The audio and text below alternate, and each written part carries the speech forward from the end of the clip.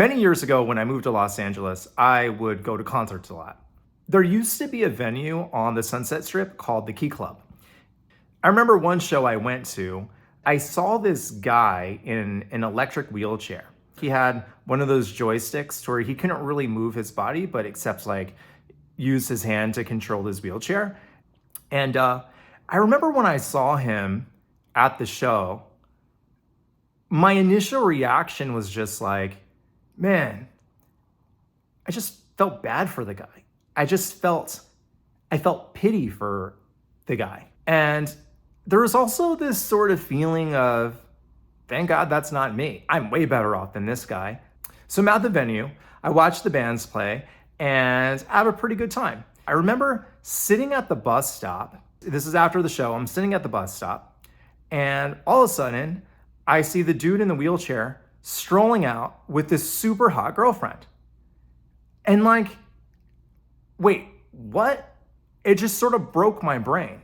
I'm in my early 20s. I can barely get a woman to talk to me. I'm just learning how to deal with women. And here you have this guy that is in an electric wheelchair that just strolls out with this super attractive woman. And I didn't understand it. It almost defied what I thought reality was at the time. Us humans have this instinct to want an underdog. And it's something that I call underdogma. Appearances don't necessarily equate to reality. So for example, the situation at the Key Club, I had pity for him. And it turns out he ends up strolling out with this super attractive girlfriend. And I'm like, wait a minute. What if the dude actually is way better off than me? And so I started thinking like, wow, you don't actually know anything about people's lives. You don't know what resources they have. You don't know who they know. And it's very easy to look at someone and judge their appearance and go, oh yeah, they're XYZ, they're worse off than me. And that's may not be the case whatsoever. So it's really easy to assign somebody this underdog status and be like, hey, you're the underdog. But what if they're not the underdog?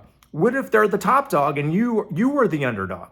On the surface, he may have had more physical limitations than me, but I mean, the dude defied my expectations. And that really changed my perspective on not only how I view my own disability, but how I view other people with disabilities.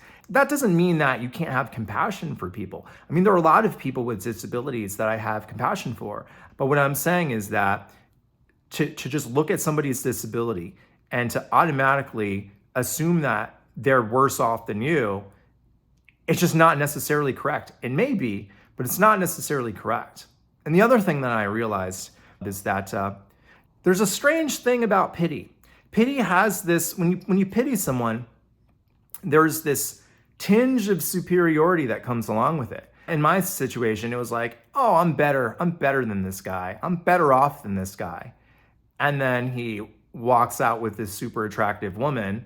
Meanwhile, you're single and lonely. And after that day, I said to myself, never feel bad for someone with a disability until you know otherwise. Because you never know what someone is capable of.